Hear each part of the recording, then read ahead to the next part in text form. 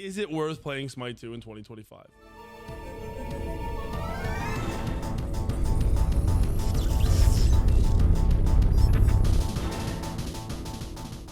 What is going on, boys and girls of YouTube? How are you guys doing? I'm coming off of 4th of July festivities. The day before that, we did the Ikuni cosplay. Don't ask questions. Don't ask questions. I hope you guys never see that. And I got on today, and I have a bunch of videos that I want to get made. I have things, you know, written down, ready to go, planned out, and came across like 3 things that made me want to make this specific video. I keep seeing a ton of people complaining, mainly on Twitter, a little bit in other places, you know, people cry everywhere, but on Twitter, because Mercury's release just came out and he was weak. If you guys have followed anything with Smite and Smite 2, you know that they moved on from Smite 1 essentially. Smite 1 is still playable, but hasn't been getting updates for almost 2 years now. Smite 2 has essentially been in development for like 2 years-ish, and it's been playable for a year. It's been free to play for 6 months, or maybe 7 months. That's the timeline. But Mercury just released. He's got some bugs and he's weak.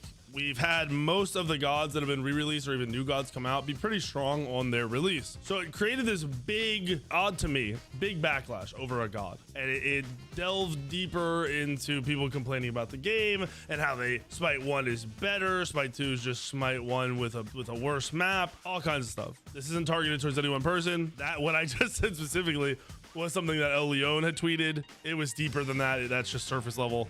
Andy's my boy, not targeting him at all, just using him as the example because that's what I'm thinking of. But you know, if you go find that tweet, you will see response after response after response, some defending Smite 2, some agreeing. I want to open this with the whole point of this video. Is it worth playing Smite 2 in 2025? I don't know if we all just forgot, but people were complaining and attempting to quit Smite 1 for years. Like, pros would quit every other month and come back the next month. Streamers would quit for a week and come back the next week. For years, from like season 4 to season 10, this was happening. So I don't know if we just forgot that there was always bad or down times in Smite 1. There was an entire year where I barely played Smite 1. I think it was season 9. I can't exactly remember. I like played and made content, but I was putting a lot of time into other games. I don't know if we just forgot that. Like, are we living in a world where Smite 1 was perfect? Because I very vividly remember it being the opposite. I believe that season 10 in this season 11, which wasn't a pro season, but like season 10 and season 11, the game was great. I played all of season 10. I like played ranked the whole year long. Into season 11, which was when Smite 2 was announced, I was enjoying the game a lot. So I get how we left on a high note, but we also left on a high note because the game wasn't changing much during this time and they were prepping for Smite 2. And we were all playing on a high of, oh, we're gonna have this better game coming out, ignoring the fact that we were gonna have to wait to get to that better game. It wasn't just gonna poop out, you know, they were gonna poop out this perfect version of Smite. They never did it with Smite 1. So I had to talk about that. I also keep seeing people who are like, oh, Smite 2 stinks, go play Predecessor. Don't get me wrong, I did a sponsor stream with Predecessor like 2 weeks ago, and I kept playing the game. I still am planning on playing the game on and off. It's a much better game than it was. However, sitting here and saying that it is better than Smite 2 is insane to me. Predecessor has been out for over 2 years. It has 40 some characters. Keep in mind, Predecessor is the replicated version of a specific state of Paragon, which was out like 8 years ago. A lot of the same characters, so it's not like they're brand new. There are some brand new characters in Predecessor. I'm not gonna take that away. Their newer characters are actually really fun. Like, their last 2 characters are sick, but it's taken them 2 years to make less gods than Hi-Rez has put in the game in 1 year. Because I'm talking about 2 years of the game being playable, of Predecessor being playable. Not talking about the development stages beforehand. That's why I'm not talking about Smite 2's development stages beforehand. So we're talking about a game that is basically similar to the same amount of time as Smite 2-ish. Smite 2's been out for a year, so not really the same, but similar. And Smite 2 already has way more characters. On top of that, Smite 2 has aspects. I know Predecessor put in a similar thing. It's not the same. Smite 2's aspects, the ones that are done right, which are a majority of them, make you play the character completely different. Kali is not the same god with aspect turned on. The aspect turned on makes Kali a ranged auto attack carry with a different ultimate and a different 3. So half the kit changes and it completely changes everything. It's not the same. If you had a different skin or something on the character, you wouldn't know it was Kali, and I'm not joking. You really wouldn't realize it. So while high res is at like 50 some gods, we've also got 20 to 30 aspects or whatever it is, the exact amount. That's 20 to 30 separate gods in my mind. And I realize if you don't play the game, you might be like, oh, it's not the big deal. It is that big of a deal in a lot of characters. You know, like Thor's aspect doesn't make him a different god. It makes him tankier. One, he's more damaging, one, he's more tankier. It does play differently and you feel it for sure, but not all of them are completely new gods, but some of them are. The new one that's coming out, I think Monday, makes her ultimate able to crit in one shot. like we never had her ultimate hitting this hard ever. Granted, she'll get nerfed, buffs, whatever, you know, tweaked, balanced. That is a big deal. So I know I've just jumped from talking about Predecessor to that because they have, you know, something along the same lines, but I don't think it's fair to be sitting here saying that Smite 2 is worse than Predecessor or Predecessor is better. I realize there's a lot of opinion that goes into that, but the biggest turnoff for me from Predecessor right now, I was excited to grind the rank scene. Their ranked matchmaking system is terrible. And all the feedback from all the players and all the top level players say the same thing. Their matchmaking system is terrible. Smite 2, I don't know how they actually did work out a very good, it literally just got implemented before their matchmaking guy quit, a very good matchmaking system. It is extremely accurate in terms of numbers. Now, the player base is the problem where you see matchmaking have issues. There aren't enough really good players to fill the tie-in games, and it causes a trickle up effect into moving worse players up and up and up than they should be. But that's not the system. That's our player base needed to get better for one and get bigger for two. So just wanted to talk about Andy's Suite, the Predecessor stuff. And I really just wanted to give an update because a lot of my older videos where I would shit on Smite 2, which is more me just super critiquing and telling the devs like this is how I feel when it's be done, those still get a lot of comments and a lot of attention and views, oddly enough. So I feel like I need to have this video out because I want people to see the state of the game now.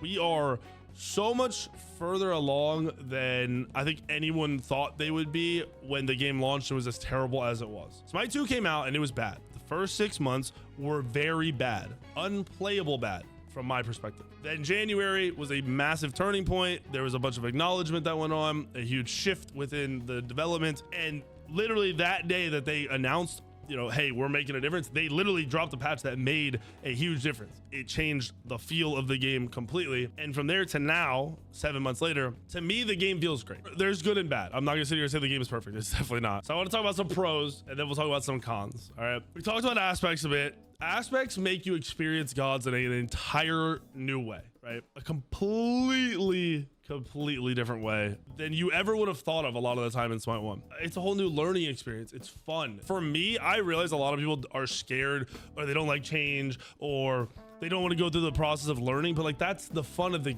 game. The new things, the game changing is what kept Smite alive for 11 years. We don't want the game to become stale. I realize it's annoying or a lot of work to figure something new out, but once you get it, that feeling of accomplishment is a big deal.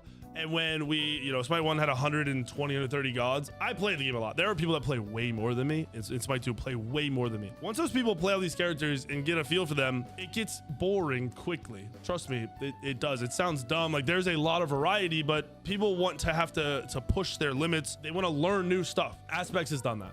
And it does it every patch. We're getting every 2 weeks, we get a new god or we get a ported god or a new god. So like Mercury was last week. We also get 1 or 2 aspects, which is, like I said, the new aspect coming out makes her a crit god, essentially. It's a new build, new playstyle potential, you know, min-maxing, when do you use certain abilities, what lane are they good at? It's a whole new learning experience. That's a big deal for me. That is something that I think should entice you to play Smite 2, not scare you away from it. Outside of aspects, just base gods. In Smite 2, a lot of gods are played very differently or have the ability to build specific patterns, specific ways, you know, different styles, different lanes than they ever did in Smite 1. Smite 1 was hard locked. You very rarely saw mages or assassins in the solo lane. You see that a lot now.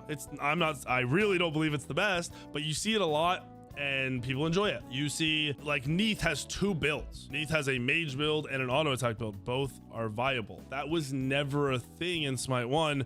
She was pretty hard locked to an ability build for 10 years. Like, every once in a while something might change because hunters were OP, but in general the game is pretty balanced right now, and you see Neith played in multiple different ways with different builds within that. You can run strength ability builds or mage ability builds, which would be like int items. Could never do that in Smite 1. The build variety is there because you aren't hard locked having to build strength or int. I saw a post the other day. It was like, I hate that you could build anything. Oddly enough, Smite 1 was better because it made you build these items. It's like, bro, you cried for 8 years wanting more variety. You like, we asked for this. So why are you crying about it now? Because you have to relearn. Like, the game, I love it. I love that I can try a different thing every game and figure out what works the best, and then fix that even more by tweaking items within that realm. So if I, try int versus strength, int's better. All right, how do I want to build my int build? Int cooldown, int pen, just, I get to try so much stuff every day, and I think that's just more fun. I think that is a level of fun you never had in Smite 1. So for me, variety is a really, really big deal. And then on the item aspect, Smite 2 introduced a 6th item. Your starter item is its own slot. So you have 6 items. That completely changed build paths and power spikes, and when do I need pen versus when I don't. It changes everything. It allows for I call it like a luxury item, where you have a slot where you can you won't lose. If you're a damage character, you could go an item that does no damage. A lot like the Morrigan, for example. There's a helm that makes you go stealth for like 4 or 5 seconds on a 2-minute cooldown. It's good. You lose damage, but you gain this whole different aspect. They removed the aura protections and built them into your characters, so supports don't have to just sit there and be aura bots, which we complained about for 10 years in Smite 1. Now supports can get 3 active items that are like, one's basically a sprint for the whole team. One turns you into a boar, so you dash in or out for engage. One can put a thing on the ground that heals everybody. Like, there's so much more variety, and they're just starting. We're just starting. The game's been free to play for 7 months. I love it. Talked about matchmaking. I think Smite 2's matchmaking, like physically matching people, is infinitely better. Somebody is inevitably going to comment on this video, be like, well, I had this really low player on my team today. No, you didn't.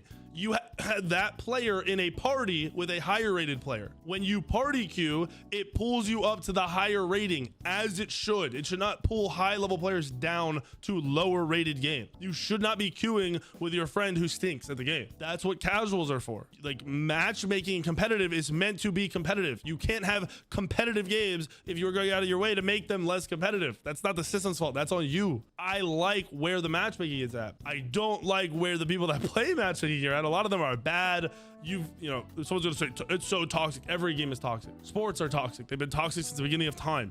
Competitive gaming has been toxic since the beginning of time. It's not going away. It's just not the level of toxicity you make it out to be. Getting called bad because you build bad, you kind of deserve it. You're in a competitive mode. Go play casuals. If you get in casuals, those people are assholes. The last thing I'm gonna really say is the potential of the game. They've just kind of balanced out where they want the game, I feel like, where they don't have to tweak every quality of life thing. They don't have to worry about movement and this and that. I'm sure that will happen over time, but it's not like we have to do this now. They're at the point now where they can just build on the game, and the potential of the game between items, gods, map changes, objectives, everything is infinitely higher than Smite 1. Smite 1 was capped. That's why they needed a new game. Smite 1 did not have the ability to be ported to UE5. It was too old. That's not a thing. That's not how it works. It's not possible. Okay, so they had to build a new game, so they had no limitations anymore. Right off the rip, they talked about a lot of the limitations that they had in Smite 1 that they just got to bypass instantly with Smite 2. So that's a big deal for me. Now, there's a lot of pros. Okay, I get it. Oh, we can hype it up the game. There are cons. The map and a lot of the objective play, I think, is still bad. I think Gold and Pyro have been way too easy forever. I know it's for players to figure out, and they're doing it for a reason.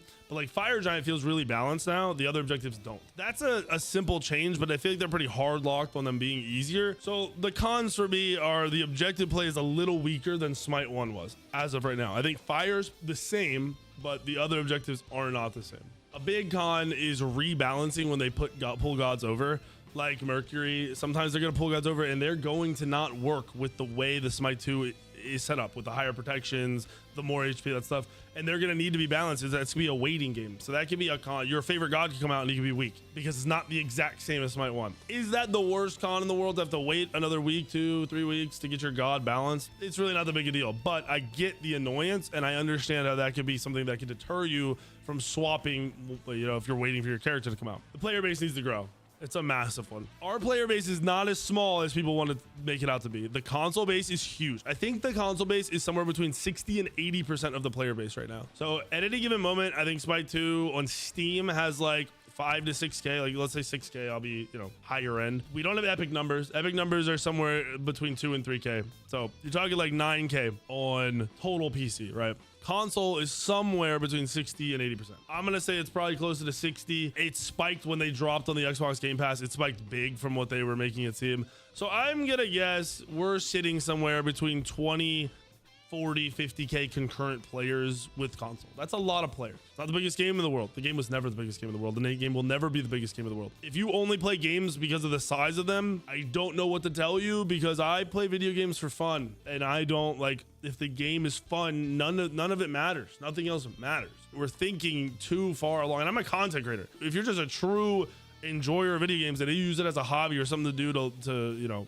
relax, play what's fun, not what tons of people play, because usually those people end up being miserable anyway. Like it's kind of troll to follow along with what they're doing, in my opinion. And then my last con, which is similar to the rebalancing, is just waiting for gods to come out. I know a lot of you want to play your whatever Nox, whatever it is, and you gotta wait. It sucks, but remember, there are gods that play very different from Smite 1 and Smite 2. There are aspects that change gods completely. There's stuff you've never seen that could be your new favorite thing that you don't know because you're not playing it or trying it. Also, let's be real. There are not a lot of games out right now that are great. There are quite a few single player games that are out and great, but in terms of multiplayer, especially live service, there are not a lot out that are doing great right now. It doesn't look like a bunch of new games are coming out anytime soon. So stop being a hateful person towards a second video game and just give the game a try.